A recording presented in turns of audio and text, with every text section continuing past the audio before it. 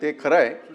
अनेक वेळेला आपण मुख्य कायद्यामध्ये सुधारणा करत असतो आणि काळानुरूप ज्या घटना आपल्यासमोर घडत असतात, काळानुरूप ज्या आपल्याला आवश्यक गोष्टी वाटतात त्या आपण त्या सुधारणेद्वारे कायद्यामध्ये त्या सगळ्या अंतर्भूत करतो. परंतु त्या अंतर्भूत करत असताना आपल्याला ह्या काही गोष्टींचा या ठिकाणी विचार करणं गरजेचं आहे. कारण या सभागृहामध्ये या अधिवेशनामध्ये एखादं बिल पारित झाल्याच्या नंतर त्याचं कायद्यात रूपांतर झाल्यानंतर त्याचे परिणाम आणि दुष्परिणाम ह्या सगळ्या गोष्टी आपल्याला साकल्याने त्याचा विचार करणं गरजेचं आहे. आणि म्हणून माझ्या सहकार्यांनी ह्याच्या बाबतीमध्ये सांगितलं कसं राहतं. कित्येक वेळेला एक गोष्ट आपल्याला कुणालाही नाकारता येणार नाही.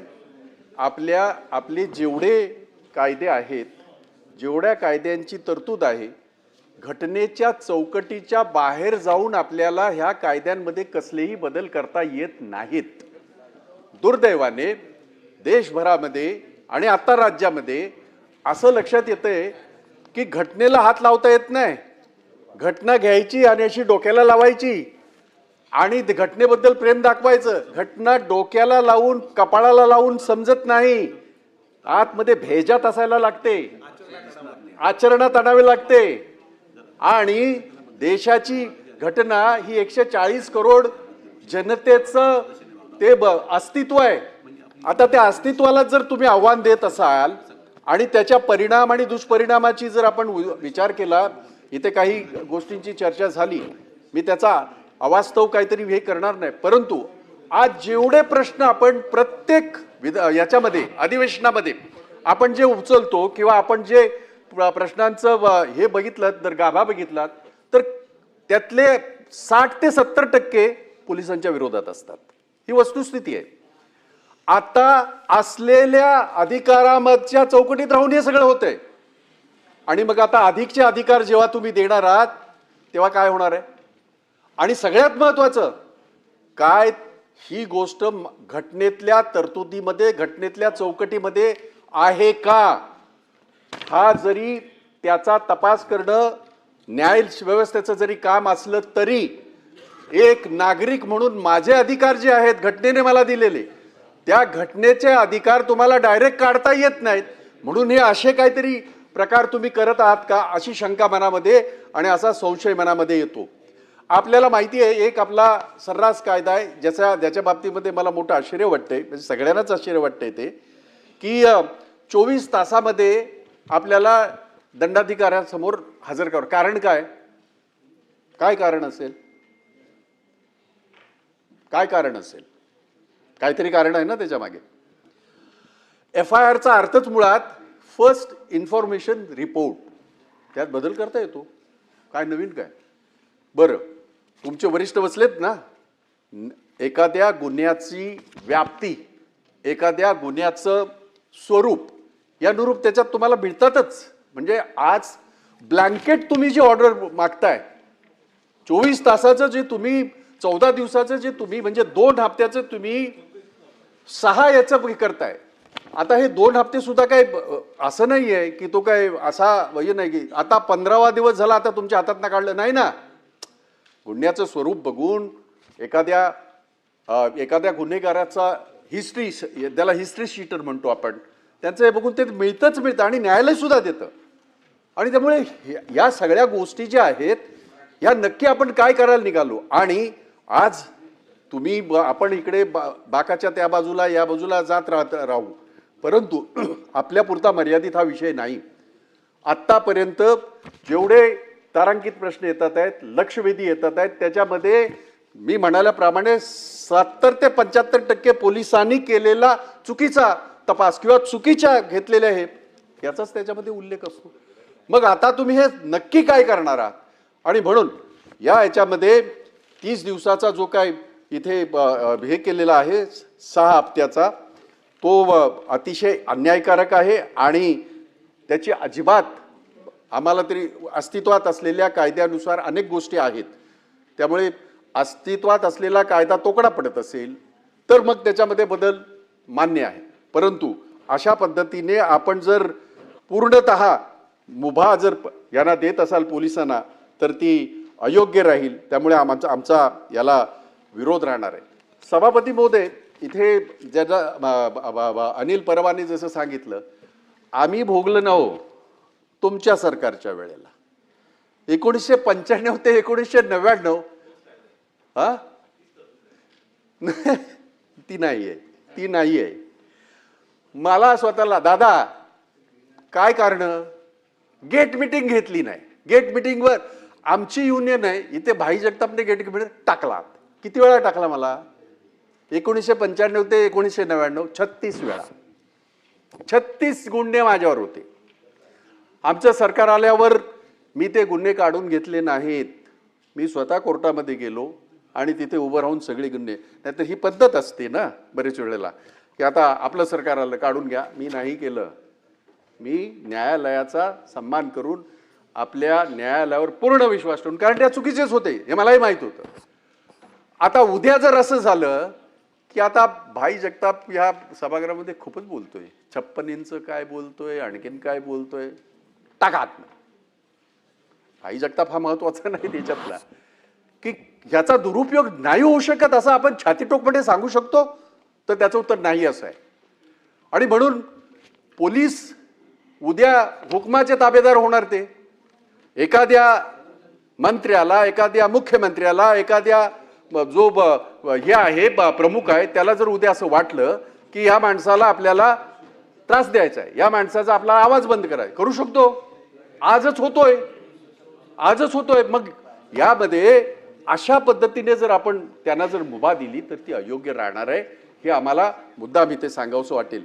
मी याच्या बाबतीमध्ये असं सांगणार नाही. काही गोष्टी चांगल्या आहेत त्याच्यामध्ये, काही गोष्टी आपण ऍड केलेल्या आहेत, कारण काळानुरूप याच्यामध्ये ड्रग्सच्या याच्यामधला जो विषय आहे आणि त्यांना त्याच्यामध्ये इन्क्लूड केल्यामुळे ही गोष्ट आपल्याला सगळ्यांना खऱ्या अर्थाने चांगलीच आहे.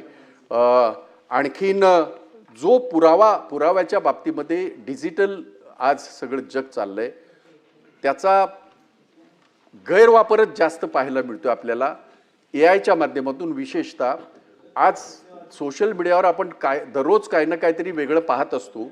सोशल मीडियावर भयानक काही रील्स आपण पाहत असतो, त्या सगळ्याच खऱ्याच आहेत असं जर गृहीत धरून आणि ते जर प्रूफ म्हणून जर वापरत असाल तर तुम्हाला दुसरं कुठे जाण्याची गरजच नाही ना दादा.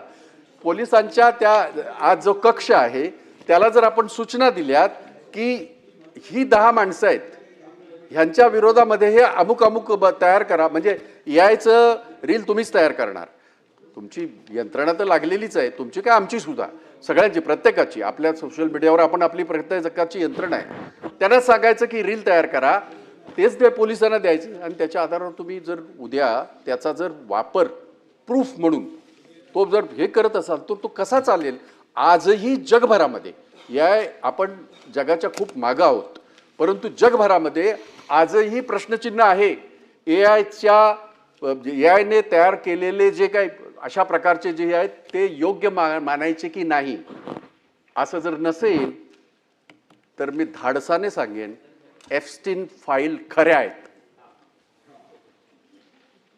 एप्स्टीन फाईल खऱ्या आहेत. काढा, तुमच्यामध्ये हिंमत आहे ना, 56 इंची छाती आहे ना, काढा, सांगा हिमतीने एप्स्टीन फाईल मध्ये काय. आणि ते डॉकेट आहे, म्हणजे हे काय भाई जगताप काय आरोप करतो अशातला भाग नाही. काढा बघू त्याच्यामध्ये. आज त्याच्यावर जगभरामध्ये चर्चा सुरू आहे.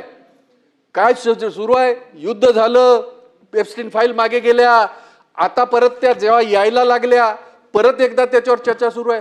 नाही याय का हो सारा किया कराया आहे, याच्यात आहे ना, पब्लिक डोमेन मध्ये आहे ना.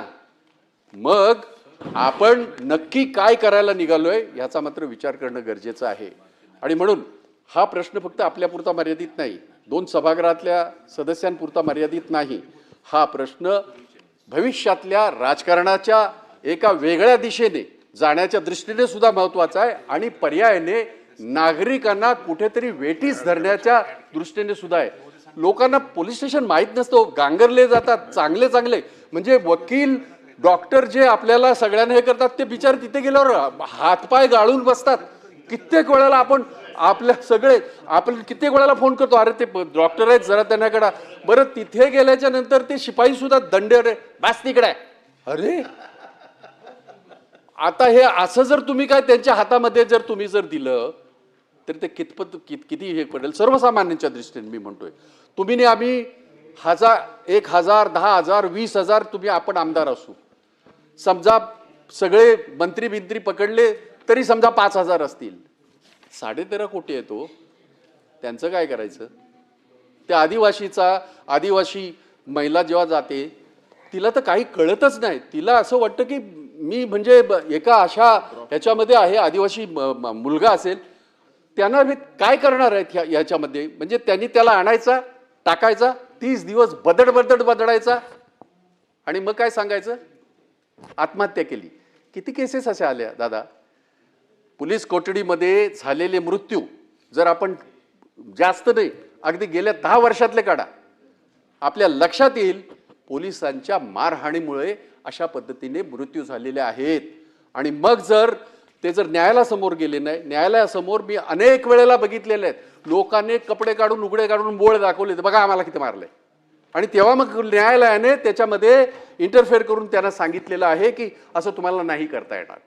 आता तुम्ही जर हे अधिकार जर सगळे तुम्ही जर घेत असाल आणि पोलिसांना देत असाल, मी पोलिसाचा मुलगा आहे, 38 वर्ष माझ्या वडिलांनी पोलीसमध्ये काम केलेलं आहे, राष्ट्रपती पदक त्यांनी मिळालेलं आहे. पण तरी सुद्धा मी ही गोष्ट ही यासाठी सुद्धा सांगतोय की आज ज्या पद्धतीचं आज आम्ही पोलीस बघतोय, पूर्वी नव्हतं ना असं, नव्हतं असं. नाहीतर त्या आमच्या त्या भगिनीला का हे करायला लागला, एक हे सब इन्स्पेक्टर एवढा दादा 14 वर्ष ते एकाच बाजूला आणि सगळं तस्करी सगळी कंट्रोल करतोय. काय म्हणजे हे तयार कोण करतोय? आम्हीच तयार करतोय ना हे सगळे.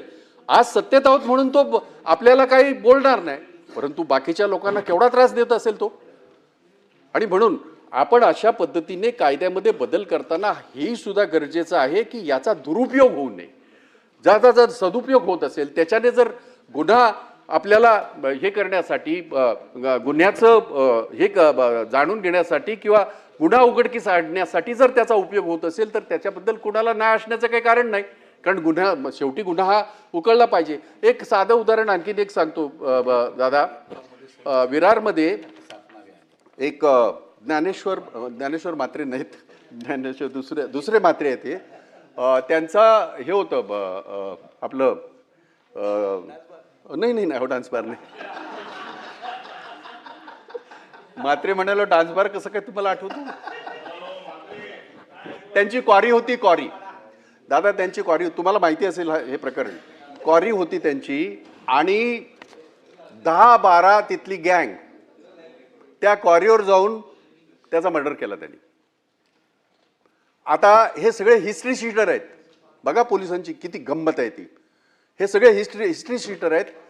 लोकांनी तिथे जेव्हा उद्रेक झाला की हे असं नाही चालणार, त्यातल्या 4 आरोपीला त्यांनी अरेस्ट केलं.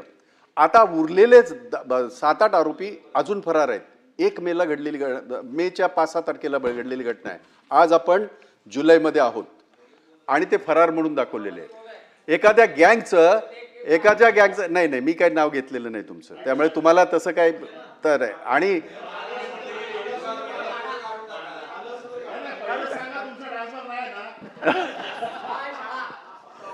मी एक शिक्षक माणूस आहे आणि मी चांगल्या अर्थाने म्हटलं, कारण त्यांचं योगायोगाने त्या क्वारीच्या मालकाचं नाव सुद्धा हे आहे आणि त्याच्या वडिलांचं किंवा त्यांचं नाव ज्ञानेश्वर असावं, कारण मी पाहिलेलं आहे ते.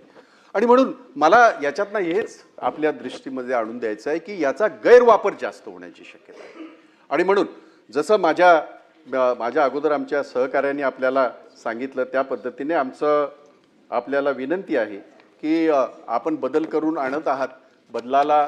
आणि जसं त्यांनी एक गोष्टीचा आणखीन उल्लेख केला, हो आपण त्याला मान्यच केलं ना, NDPSच्या बाबतीमध्ये आपण मान्य केलं आणि ते काळाची गरज आहे. कारण जशा गुन्हेगार सुद्धा हे सगळे अभ्यास करतातच ना की बाबा जास्त अभ्यास राहतो, त्यामुळे त्यातनं पळवाट ते पण शोधत असतात. त्या बंद करायला पाहिजे, ह्याबद्दल बात नाही. परंतु त्याबरोबर आपण जर अमर्याद अशा पद्धतीने जर अधिकार दिले तर ते तितकेसे चांगले राहणार नाहीत.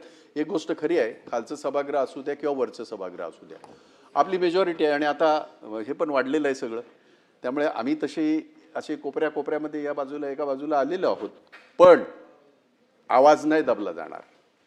आवाज नाही दाबला जाणार. अजूनही माझ्या देशाची घटना, डॉक्टर बाबासाहेब आंबेडकरांची घटना अबाधित आहे.